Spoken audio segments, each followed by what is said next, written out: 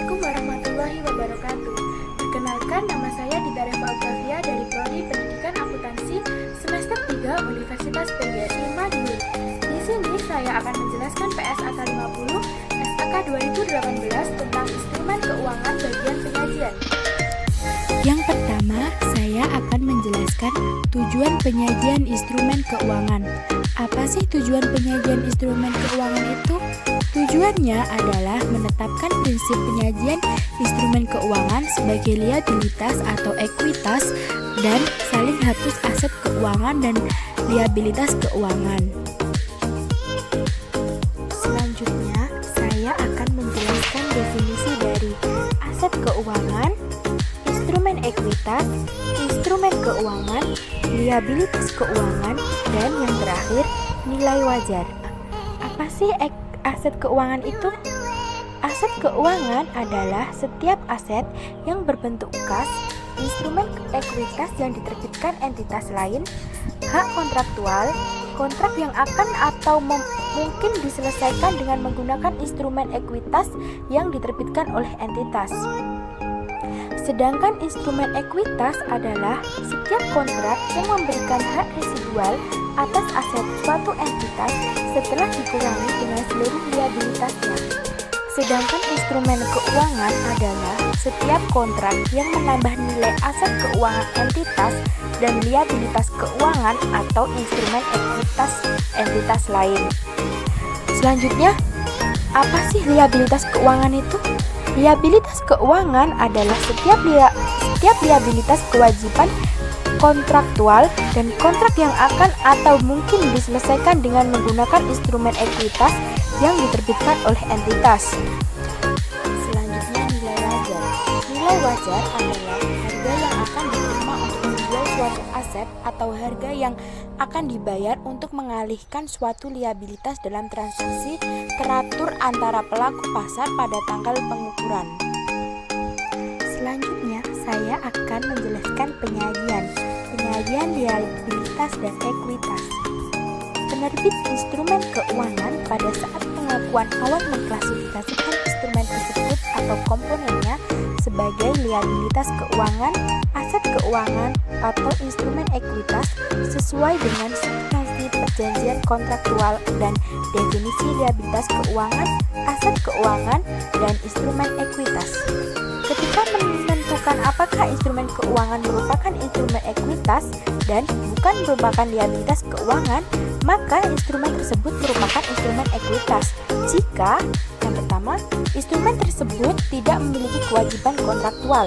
Yang kedua, jika instrumen tersebut akan mungkin diselesaikan dengan instrumen ekuitas yang diterbitkan entitas. Instrumen yang mengacu fitur opsi jual suatu instrumen keuangan yang mempunyai fungsi opsi jual mencakup kewajiban kontraktual bagi penerbit. Sebagai pengecualian atas definisi liabilitas keuangan, instrumen yang mencakup kewajiban tersebut diklasifikasikan sebagai instrumen ekuitas. Entitas menghitung reklasifikasi instrumen sesuai dengan kondisi berikut. Yang A, entitas mengklasifikasi instrumen ekuitas sebagai liabilitas keuangan sejak tanggal ketika instrumen tidak lagi memiliki seluruh fitur. Yang B, entitas mengklasifikasi liabilitas keuangan sebagai ekuitas sejak tanggal ketika instrumen memiliki seluruh fitur. Selanjutnya, beberapa jenis instrumen keuangan memiliki bentuk hukum ekuitas tetapi secara substansi merupakan liabilitas dan bentuk lain. Mungkin berupa kombinasi dari fitur instrumen ekuitas dan fitur liabilitas keuangan. Sebagai contohnya, yang pertama, saham preferen yang mewajibkan penerbitnya untuk membeli kembali saham tersebut dengan harga yang telah ditetapkan atau harga yang dapat ditetapkan pada tanggal yang telah ditetapkan atau tanggal yang dapat ditetapkan di masa depan, atau saham preferen yang memberikan hak pada pemegangnya untuk meminta penerbit agar menembus saham tersebut pada atau setelah tanggal tertentu dengan harga yang telah ditetapkan atau harga yang dapat ditetapkan adalah liabilitas keuangan.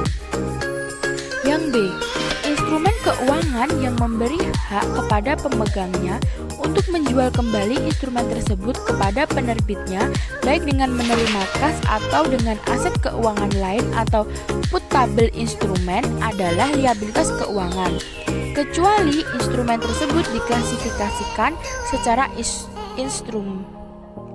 Jika tidak memiliki hak tanpa syarat untuk menghadiri penyelesaian kewajiban kontraktualnya dengan penyerahan kas atau aset keuangan lain, maka kewajiban tersebut memenuhi definisi liabilitas keuangan, kecuali untuk instrumen yang diklasifikasikan sebagai instrumen ekuitas. Sebagai contoh, yang pertama, pembatasan kemampuan entitas untuk memenuhi kewajiban kontraktualnya. Yang B, kewajiban kontraktual yang bergantung pada pelaksanaan hak untuk menebus kembali oleh pihak lawan adalah liabilitas keuangan. Instrumen keuangan yang tidak secara eksplisit menetapkan kewajiban kontraktual untuk menyerahkan kas atau aset keuangan lain dapat menetapkan kewajiban secara tidak langsung melalui persyaratan dan ketentuan yang ada padanya. Sebagai contoh, yang pertama, instrumen keuangan memiliki kewajiban non-keuangan yang harus diselesaikan jika dan hanya jika entitas gagal melakukan pembayaran atau penebusan instrumen tersebut. Yang B, instrumen keuangan adalah liabilitas keuangan jika instrumen tersebut memiliki ketentuan bahwa dalam penyelesaiannya entitas akan menyerahkan kas atau aset keuangan lain atau saham yang diterbitkan entitas yang nilainya ditentukan jauh melebihi nilai kas atau aset keuangan lain yang seharusnya diserahkan. Penyelesaian dengan instrumen ekuitas yang diterbitkan entitas suatu kontrak bukan merupakan instrumen ekuitas hanya semata-mata karena kontrak tersebut menyebabkan entitas menerima atau menyerahkan instrumen ekuitas yang diterbitkannya. Entitas mungkin memiliki hak atau kewajiban kontraktual untuk menerima atau menyerahkan saham yang diterbitkan atau instrumen ekuitas lain dan jumlah yang bervariasi. Hak atau kewajiban kontraktual tersebut dapat berupa nilai yang telah ditetapkan atau nilai yang berfluktuasi. Kontrak tersebut merupakan liabilitas keuangan bagi entitas meskipun entitas harus atau dapat menyelesaikan kontrak tersebut dengan instrumen ekuitas miliknya. Kontrak yang akan diselesaikan oleh entitas dengan menyerahkan atau menerima instrumen ekuitas miliknya dalam jumlah yang telah ditetapkan sebagai pengganti kas atau aset keuangan lain yang nilainya telah ditetapkan adalah instrumen ekuitas. Jika instrumen ekuitas yang diterbitkan entitas yang akan diterima atau diserahkan oleh entitas pada saat penyelesaian kontrak merupakan instrumen keuangan yang memiliki fitur opsi jual dengan seluruh fitur dan memenuhi kondisi atau instrumen yang masyarakat suatu kewajiban pada entitas untuk menyerahkan pada pihak ketiga. Instrumen keuangan majemuk. Penerbit instrumen keuangan non-derivatif mengevaluasi persyaratan instrumen keuangan untuk menentukan apakah instrumen tersebut mengandung komponen liabilitas dan ekuitas.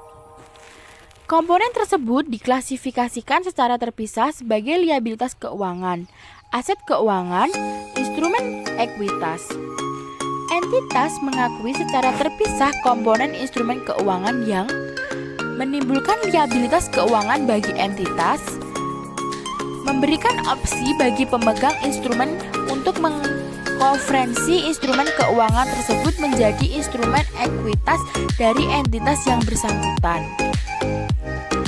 Klasifikasi komponen liabilitas dan ekuitas dari instrumen dapat dikonversi tidak dapat diubah sebagai akibat adanya perubahan kemungkinan bahwa opsi konversi tersebut akan dilaksanakan.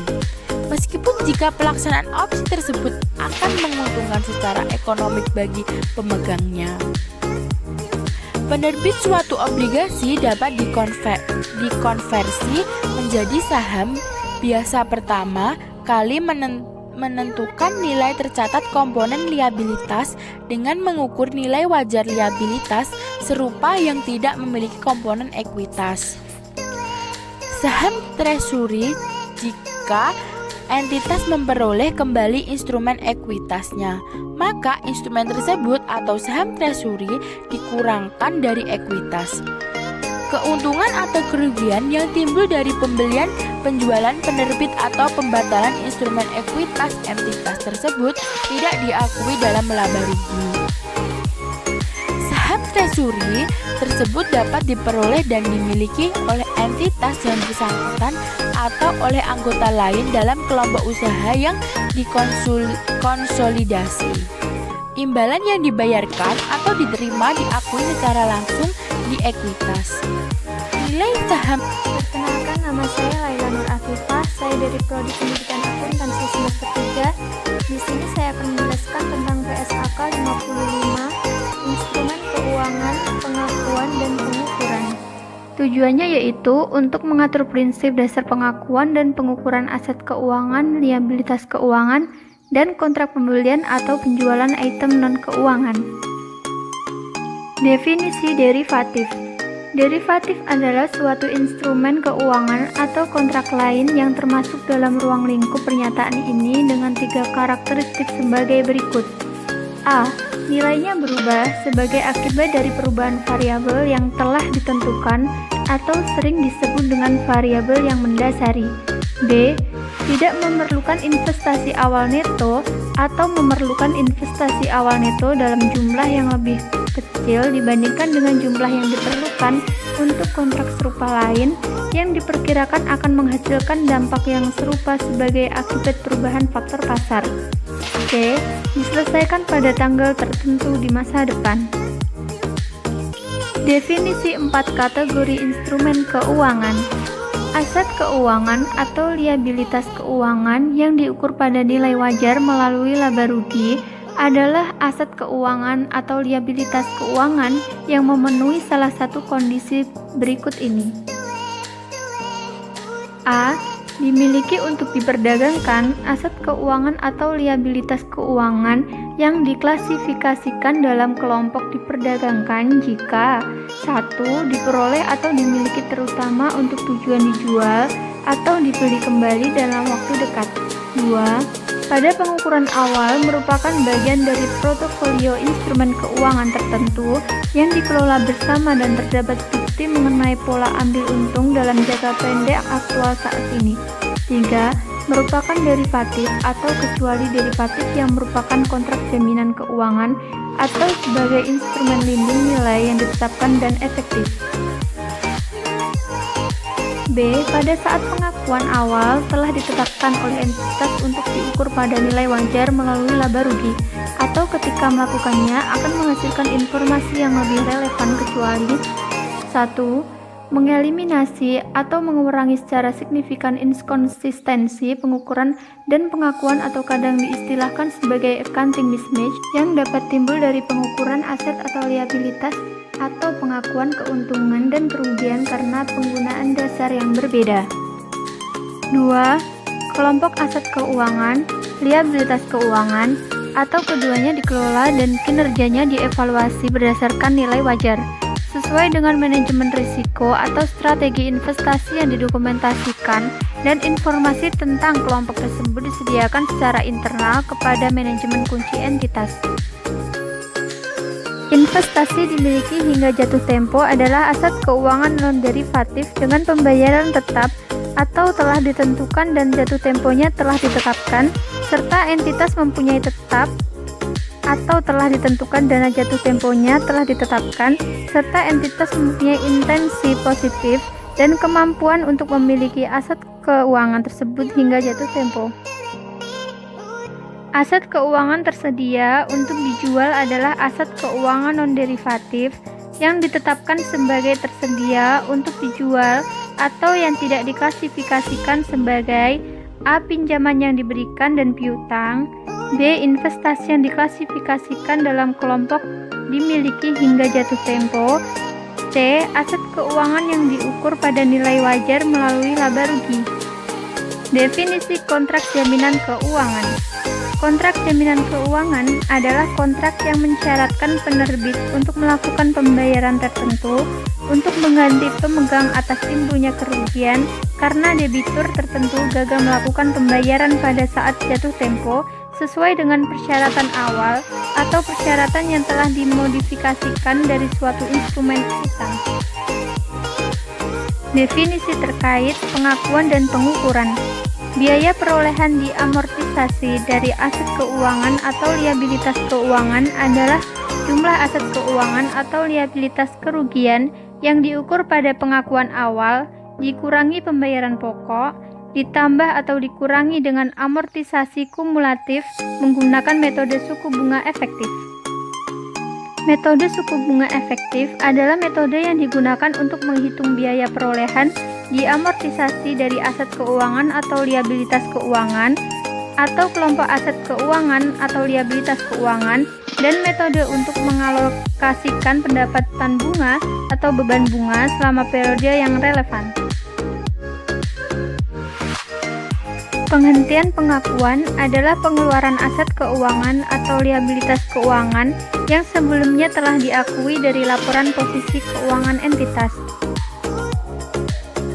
Nilai wajar adalah harga yang akan diterima untuk menjual suatu aset atau harga yang akan dibayar untuk mengalihkan suatu liabilitas dalam transaksi teratur antara pelaku pasar pada tanggal pengukuran.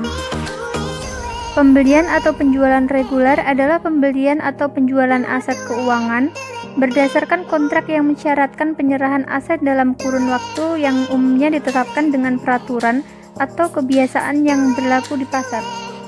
Biaya transaksi adalah biaya inkremental yang dapat diatribusikan secara langsung pada perolehan, penerbitan, atau pelepasan aset keuangan atau liabilitas keuangan.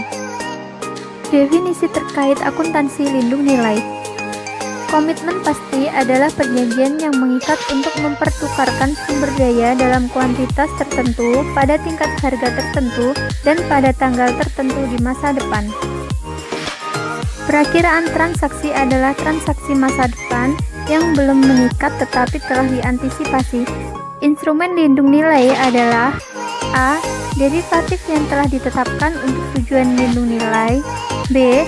Aset keuangan non-derivatif atau liabilitas keuangan non-derivatif yang telah ditetapkan untuk tujuan lindung nilai hanya untuk lindung nilai atas risiko perubahan kurs. Efektivitas lindung nilai adalah sejauh mana perubahan nilai wajar atau arus kas dari item yang dilindungi nilai yang dapat diatribusikan pada risiko yang akan dilindungi nilai dapat saling menghapus dengan perubahan nilai wajar atau arus kas dari instrumen lindung nilai. Derivatif melekat. Definisi. Derivatif melekat merupakan suatu komponen dari instrumen campuran yang di dalamnya termasuk kontrak utama non-derivatif yang mengakibatkan sebagian arus kas yang berasal dari instrumen kombinasi bervariasi serupa dengan derivatif yang berdiri sendiri. Pengakuan dan penghentian pengakuan. Pengakuan awal. Entitas mengakui aset keuangan atau liabilitas keuangan dalam laporan posisi keuangan jika dan hanya jika entitas tersebut menjadi salah satu pihak dalam ketentuan pada kontrak instrumen tersebut yang berkaitan dengan pembelian aset keuangan yang reguler. Penghentian pengakuan aset keuangan. Entitas menghentikan pengakuan aset keuangan jika dan hanya jika A. Hak kontraktual atas arus kas yang berasal dari aset keuangan berakhir. B. Entitas mengalihkan aset keuangan seperti dijelaskan di paragraf 18 dan 19 dan pengalihan tersebut memenuhi kriteria penghentian pengakuan di paragraf 20. Pembelian atau penjualan aset keuangan reguler. Pembelian atau penjualan aset keuangan reguler diakui dan dihentikan pengakuannya menggunakan salah satu di antara akuntansi tanggal perdagangan atau akuntansi tanggal penyelesaian. Penghentian pengakuan liabilitas keuangan. Entitas mengeluarkan liabilitas keuangan dari laporan posisi keuangannya Jika dan hanya jika liabilitas keuangan tersebut berakhir, yaitu ketika kewajiban yang ditetapkan dalam kontrak dilepaskan atau dibatalkan atau kadaluarsa. Pengukuran awal aset keuangan dan liabilitas keuangan. Pada saat pengakuan awal, entitas mengukur pada nilai wajarnya. Dalam hal aset keuangan atau liabilitas keuangan tidak diukur pada nilai wajar melalui laba rugi nilai wajar tersebut ditambah biaya transaksi yang dapat diatribusikan secara langsung dengan perolehan atau penerbitan aset keuangan. Pengukuran selanjutnya liabilitas keuangan. Setelah pengukuran awal, entitas mengukur seluruh liabilitas keuangan pada biaya perolehan diamortisasi dengan menggunakan metode suku bunga efektif. Lindung nilai. Akuntansi lindung nilai.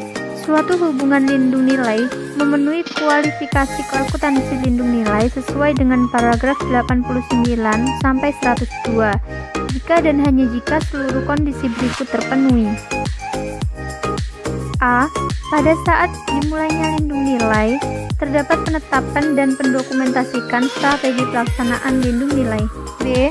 Lindung nilai diperkirakan akan sangat efektif dalam rangka saling hapus atas perubahan nilai wajar atau perubahan arus kas yang dapat rangka saling hapus atas perubahan nilai wajar atau perubahan arus kas yang dapat diatribusikan pada risiko yang dilindungi nilai konsisten dengan strategi manajemen risiko yang telah didokumentasikan di awal untuk hubungan lindung nilai tersebut. C. Untuk lindung nilai atas arus kas, suatu perakhiran transaksi yang merupakan subjek dari suatu lindung nilai harus bersifat kemungkinan besar terjadi dan terdapat ekspor perubahan arus kas yang dapat memengaruhi laba rugi. D.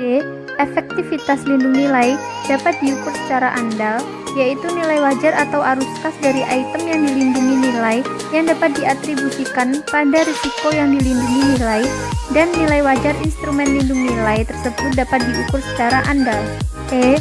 Lindung nilai dinilai secara berkesinambungan dan ditentukan bahwa efektivitasnya sangat tinggi sepanjang periode pelaporan keuangan yang mana lindung nilai tersebut ditetapkan. Lindung nilai atas nilai wajar. Jika suatu lindung nilai atas nilai wajar memenuhi ketentuan di paragraf 88 selama periode pelaporan keuangan, maka lindung nilai tersebut dicatat sebagai berikut. A. Keuntungan atau kerugian yang berasal dari pengukuran kembali instrumen lindung nilai pada nilai wajar. B. Keuntungan atau kerugian atas item yang dilindungi nilai dapat diatribusikan pada risiko yang dilindungi nilai dengan menyesuaikan jumlah tercatat item yang dilindungi nilai dan diakui dalam laba rugi. Lindung nilai atas arus kas. Jika suatu lindung nilai atas arus kas memenuhi kondisi di paragraf 88 selama periode, maka lindung nilai tersebut dicatat sebagai berikut. A. Bagian dari keuntungan atau kerugian atas instrumen lindung nilai yang ditetapkan sebagai lindung nilai yang efektif diakui dalam penghasilan komprehensif lain. B. Bagian yang tidak efektif atas keuntungan atau kerugian instrumen lindung nilai tersebut diakui dalam laba rugi. Lindung nilai atas investasi neto. Lindung nilai atas investasi neto pada kegiatan usaha luar negeri, termasuk lindung nilai atas item moneter yang ditetapkan sebagai bagian dari investasi neto. Tanggal efektif dan ketentuan transisi. Entitas menerapkan pernyataan ini secara retrospektif untuk periode tahun buku dimulai pada atau setelah tanggal 1 Januari 2015. Selanjutnya yaitu PSAK 60 tentang instrumen keuangan mengenai pengungkapan. Tujuan dari PSAK 60 adalah mensyaratkan entitas untuk menyediakan pengungkapan laporan keuangan yang memungkinkan pengguna dapat mengevaluasi 1. Signifikansi instrumen keuangan terhadap posisi dan kinerja keuangan entitas. 2. Sifat dan cakupan resiko yang timbul dari instrumen keuangan dan bagaimana entitas mengelola resiko tersebut. 3. Prinsip dalam PSAK 60 ini melengkapi prinsip pengakuan, pengukuran, dan penyajian aset dan liabilitas keuangan. Selanjutnya, ruang lingkup.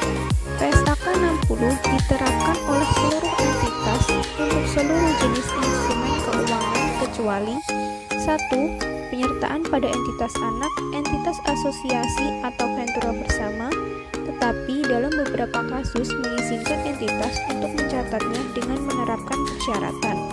Yang kedua, hak dan kewajiban pemberi kerja diatur dalam PSAK 24 tentang imbalan kerja. Yang ketiga, kontrak asuransi.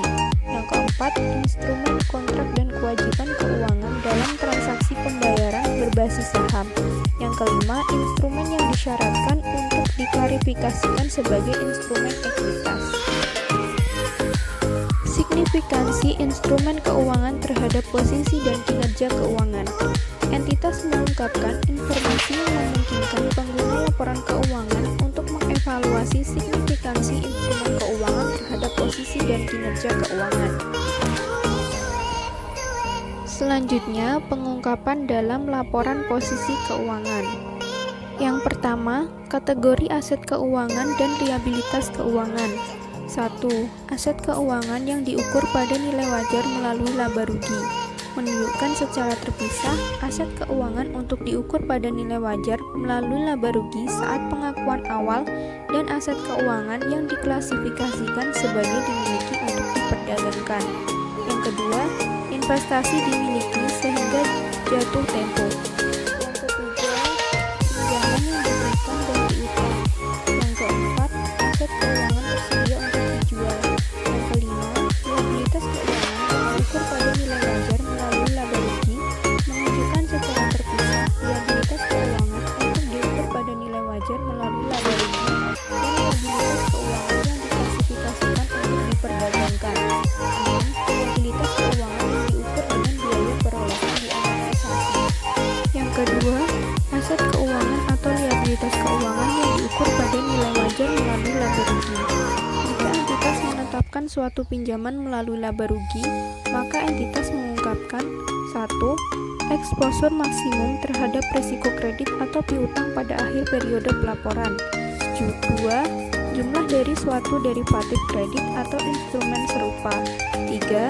Jumlah perubahan selama periode dan secara kumulatif yang ditentukan. 4. Jumlah perubahan nilai wajar dari suatu derivatif diukur pada nilai wajar melalui laba rugi. Jika entitas telah menetapkan suatu liabilitas keuangan untuk diukur pada nilai wajar melalui laba rugi sesuai PSAK 55, maka entitas mengungkapkan jumlah perubahan. 1. Perbedaan antara jumlah tercatat liabilitas keuangan dan jumlah yang disyaratkan secara kontraktual. 2. Entitas mengungkapkan selanjutnya aset keuangan yang diukur pada nilai wajar melalui penghasilan komprehensif lain. Keempat, reklasifikasi. Jika entitas mereklasifikasi aset keuangan yang diukur 1. Pada biaya perolehan atau biaya amortisasi daripada nilai wajar. 2. Pada nilai wajar daripada biaya perolehan atau biaya perolehan diamortisasi. Maka entitas mengungkapkan jumlah yang direklasifikasi dalam dan keluar setiap kategori. Yang kelima, agunan. Entitas mengungkapkan jumlah tercatat aset keuangan yang dijamin sebagai agunan untuk liabilitas, syarat dan ketentuan yang terkait dengan penjaminan tersebut. Jika entitas memiliki agunan dan diizinkan untuk menjual atau menjamin kembali tanpa didahului gagal bayar oleh pemilik agunan, maka entitas mengungkapkan nilai wajar agunan yang dimiliki, nilai wajar dari setiap agunan yang dijual atau dijaminkan kembali, syarat dan ketentuan yang terkait dengan penggunaan agunan tersebut. Yang keenam, gagal bayar dan pelanggaran. Untuk pinjaman yang diterima dan diakui pada akhir periode, entitas mengungkapkan 1. Rincian gagal bayar selama periode atas pokok bunga dan pelunasan atau syarat penebusan atas pinjaman diterima tersebut. 2. Jumlah tercatat pinjaman yang diterima yang mengalami gagal bayar pada akhir periode. 3. Apakah gagal bayar telah disepakati atau syarat terima sebelum laporan keuangan diotorisasi. 7. Akun penyisian kredit. Resiko perubahan akun penyisian kredit jika penyisian dicatat di akun terpisah. Pengungkapan dalam laporan laba rugi dan penghasilan komprehensif lain. Pos penghasilan, beban, dan kerugian. 1. Keuntungan dan kerugian neto atas aset atau liabilitas keuangan yang diukur dari nilai wajar secara terpisah. aset keuangan tersedia untuk dijual, investasi dimiliki hingga jatuh tempo, pinjaman yang diberikan dan piutang, dan liabilitas keuangan yang diukur pada biaya perolehan diamortisasi. Yang kedua, total penghasilan bunga dan beban bunga untuk aset atau liabilitas keuangan yang tidak diukur pada nilai wajar melalui laba rugi. 3. Penghasilan dan beban imbalan yang timbul dari aset atau liabilitas keuangan yang tidak diukur nilai wajar dan aktivitas amanah dan aktivitas fidusia. 4. Penghasilan bunga yang mengalami penurunan nilai. 5. Jumlah kerugian penurunan nilai untuk setiap aset keuangan. Selanjutnya, pengungkapan lain. Kebijakan akuntansi. Dalam ikhtiar kebijakan akuntansi signifikan, dasar pengukuran yang digunakan yang relevan. Akuntansi lindung nilai. Deskripsi setiap jenis lindung nilai. Kedua, deskripsi instrumen keuangan lindung nilai wajar pada akhir periode. 3. Jenis resiko yang dilindung nilai. Nilai wajar untuk setiap kelas aset keuangan dan liabilitas keuangan. Entitas mengungkapkan nilai wajar dari kelas aset keuangan dan liabilitas keuangan dengan cara membandingkan jumlah tercatatnya. Sifat dan cakupan resiko yang timbul dari instrumen keuangan. Entitas mengungkapkan informasi untuk mengevaluasi sifat dan cakupan resiko dari instrumen keuangan yang mana entitas terekspos pada akhir periode pelaporan. Pengungkapan kualitatif. Untuk setiap jenis resiko yang timbul dari instrumen keuangan, entitas mengungkapkan 1. Eksposur resiko dan bagaimana resiko tersebut timbul. 2. Tujuan kebijakan dan proses pengelolaan resiko dan merose yang digunakan. 3. Setiap perubahan pada poin A atau poin B dari periode sebelumnya. Resiko kredit. Entitas mengungkapkan berdasarkan kelas instrumen keuangan. 1. Jumlah yang paling merepresentasikan nilai maksimum eksposur resiko kredit pada akhir periode pelaporan tanpa memperhitungkan agunan yang dimiliki atau peningkatan kualitas kredit lain. 2. Deskripsi dari agunan sebagai jaminan dan peningkatan kualitas kredit lain dan dampak keuangannya mengacu pada jumlah terbaik eksposur maksimum terhadap resiko kredit. 3. Informasi mengenai kualitas kredit dari aset keuangan yang belum jatuh tempo atau tidak turun. Resiko likuiditas. Entitas mengungkapkan 1. Analisis jatuh tempo untuk liabilitas keuangan non-derivatif yang menunjukkan sisa jatuh tempo. 2. Analisis jatuh tempo untuk liabilitas keuangan derivatif. 3. Deskripsi mengenai bagaimana entitas mengelola risiko likuiditas yang melekat. Resiko pasar. Entitas mengungkapkan 1. Analisis sensitivitas untuk setiap jenis resiko pasar di mana entitas terekspos pada akhir periode.